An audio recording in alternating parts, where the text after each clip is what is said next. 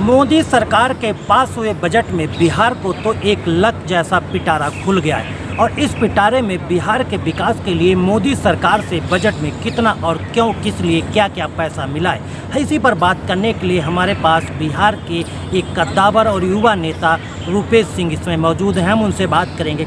रुपेश जी, बताइए कि बिहार के लिए बजट में जिस तरह से पिटारा खुला है तो उसमें देखा जाए एक के बाद एक धन का आवंटन बिहार के लिए हुआ, इसे किस नज़रिए से आप देखते हैं? बिहार को जो आदरणीय प्रधानमंत्री जी ने दिया है वो अपने कही हुई बातों पे ही नहीं खड़े होकर, उन्होंने बिहार की जनता को कहा था कि मैं बिहार को विशेष राज्य का दर्जा दूँगा। बड़ी उम्मीद थी बिहार की जनता को उनसे। उन्होंने बिहार की जनता को भरोसा दिलाया था कि आप हमको चुन के भेजिए और हम आपके उम्मीदों पर खरा उतरेंगे। आदरणीय नीतीश कुमार जी जो हमारे बिहार के मुख्यमंत्री हैं, उन्होंने भी इसी समझौते पर उनके साथ गठबंधन में गए कि आपके साथ हम जा रहे हैं क्योंकि आप बिहार को विशेष राज्य का दर्जा दीजिएगा और बिहार वासियों को एक सुख चैन और अच्छी ज़िंदगी जीने का एक रास्ता खुलिएगा। लेकिन समूचा विपक्ष देश का, चाहे कांग्रेस पार्टी हो या अन्य कोई भी पार्टी हो, वो लगातार ये आरोप लगा रही है कि बीजेपी सरकार, एनडीए सरकार या फिर कहा जाए मोदी की सरकार ने बिहार को जो पैकेज दिया है वो अन्य राज्यों के साथ भेदभाव हुआ है। और जहाँ की आप कहते हैं कि उस तरह से नहीं मिला, तो क्या लगता है आपको? आप देश के सभी राज्यों की तुलना बिहार से नहीं कर सकते। महाराष्ट्र की स्थिति अलग है, वहाँ की जो जीडीपी ग्रोथ है वो अलग है। आप गुजरात की जीडीपी ग्रोथ अलग है, हरियाणा की अलग है, पंजाब की अलग, हर राज्य की जीडीपी ग्रोथ अलग है। भारत की बहुत स्थिति खराब है।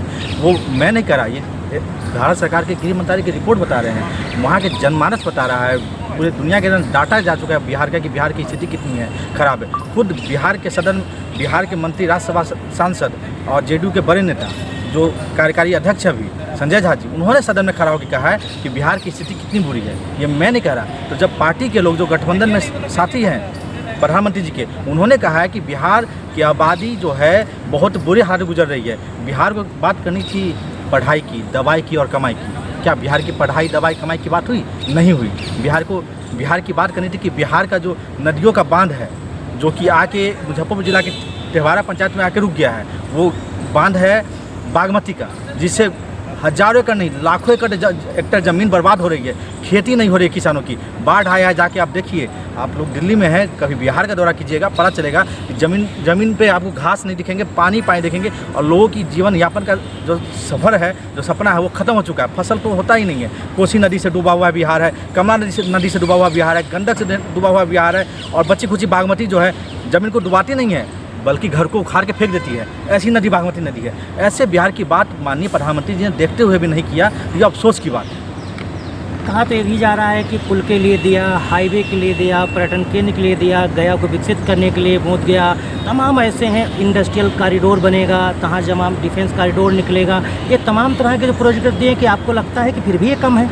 नहीं, आप जो प्रोजेक्ट दिए हैं वो ऑलरेडी आप दे रहे हैं। रोड आप बना रहे हैं, एनएचआई का रूल आप नहीं चेंज किए हैं। आप बिहार को रोड बनाने का जो एनएचआई का जो नियम है उस पर तो आप काम कर ही रहे हैं। पुल का काम आप ही कर रहे हैं, आप पुल तो अच्छा कर रहे हैं। आप ही की सरकार में पुल तो समाधि ले रही है, जल समाधि। पुलों ने तो कह दिया कि भाई मुझे आत्महत्या करना है, उनको भी ये बजट पसंद नहीं आया, इसलिए वो पुलों ने अपनी बजट को सुन के उन्होंने उसके बाद लगातार आत्महत्या करना शुरू कर दिया और नदी में पलायन कर दिया। तो आपने पुल का भी कोई खास बजट नहीं किया है। पुल से और रोड से, आप पुल की बात किए तो 1987 में तेहवारा पंचायत में एक पुल बाढ़ में बह गया और 1987 से और आज का स्थिति है, एक बच्चा जवान होकर उसके 5 साल 10 साल के बच्चे होंगे, लेकिन वो पुल नहीं बना, वो जिला से कटा हुआ है। आज बाढ़ के महीने हैं, लोगों का ब्लॉक जाना दुर्भर हो गया। तो सरकार पुल का काम, रोड का काम से बिहार की जनता का नहीं कुछ होने वाला है। आप देख लीजिए ना, दरभंगा का एम्स, आदरणीय प्रधानमंत्री जी ने कहा था अपने भाषण में कि हमें दरभंगा में एम्स बना दिया। वो एम्स कहाँ है? जाइए, ज़मीन गड्ढा है, मिट्टी नहीं भराया गया है। आप वहाँ पे एम्स ढूंढिएगा तो आपको भैंसी मिलेगा, गाय मिलेगा, चरवाहा मिलेंगे, लेकिन एम्स नहीं मिलेगा। ये जुमले की बात नहीं चलेगी। बिहार की जनता को भरोसा दिए थे तो भरोसा पे खरा उतरिए। हमारी प्रधानमंत्री जी से मांग है, और प्रधानमंत्री जी से ही नहीं, इस बार भी बिहार की जनता ने 39 की जगह आपको 16 सीट 20 सीट से ऊपर जिता के दिया है। इस बार भी आपको 20 सांसदों को, जिसे मंत्री हैं आपके, सभी को सदन के अंदर खड़ा होकर बोलना होगा कि बिहार को इससे नहीं मिलेगा, बिहार को देना होगा। ये 40,000 करोड़ बिहार के लिए आपने कुछ स्पेशल नहीं किया है। ये तो आप नून तेल में वाली बात हो गई। 2018 में मोदी जी ने कहा था कितना चाहिए, 50,000, 60,000, 80,000, ये उन्हीं का भाषण है, मेरा भाषण नहीं। वो आज तक कहाँ गया 1 लाख करोड़ का बजट? वो कहाँ गया वो पैसा? ये तो 46,000 की बात करें। आप 18 में 1 लाख करोड़ दे रहे थे, वो पैसा का कोई डिटेल है? सरकार डिटेल डाले। प्राइम मिनिस्टर अपने वेबसाइट पर डालें कि हमने 1 लाख करोड़ बिहार को दिया है, वो पैसा यहाँ खर्च हुआ है, कोई डिटेल नहीं है। तो ये जुमलों की बात है और ये बात जुबान पे आई है, कागज़ उतरेगी, फंड मिलेगा, ये सब सपना जैसा है। तो क्या लगता है कि शिक्षा का कुछ व्यवस्था अच्छी होनी चाहिए, युवाओं के रोज़गार की व्यवस्था अच्छी होनी चाहिए, चिकित्सा सब व्यवस्था अच्छी होनी चाहिए, अस्पताल खुलने चाहिए, स्कूल खुलने चाहिए, यूनिवर्सिटी खुलनी चाहिए, मेडिकल कॉलेज खुलने चाहिए और युवाओं को रोज़गार मिले, इसके लिए इंडस्ट्री खुलनी चाहिए। क्या ऐसा लगता है इस दिशा में बजट होना चाहिए? बजट का मतलब यही होता है, अगर सरकार केंद्र में है, कोई भी सरकार हो, तो उसका मकसद यही होता है कि देश की जो आम नागरिक, बात बिहार की नहीं है, आम नागरिक के लिए ऐसा बजट बनाया जाए जिससे हर जनता को उसमें सपोर्ट मिले। ऐसा बजट ना हो कि व्यक्ति विशेष के लिए चुनाव है तो हरियाणा को दे दो, चुनाव नहीं है तो बिहार को काट दो, ऐसा नहीं होता है। बजट का मतलब होता है कि आज बिहार को, आपने हवाई अड्डा की बात कही थी, मुजफ्फरपुर की, हवाई अड्डा कहाँ है, देते, हवाई अड्डा आता तो लोगों की व्यवस्था, रोजगार की व्यवस्था होता। आप यूनिवर्सिटी दीजिए, आप बिहार को विश्वविद्यालय का दर्जा नहीं दे रहे हैं भाई।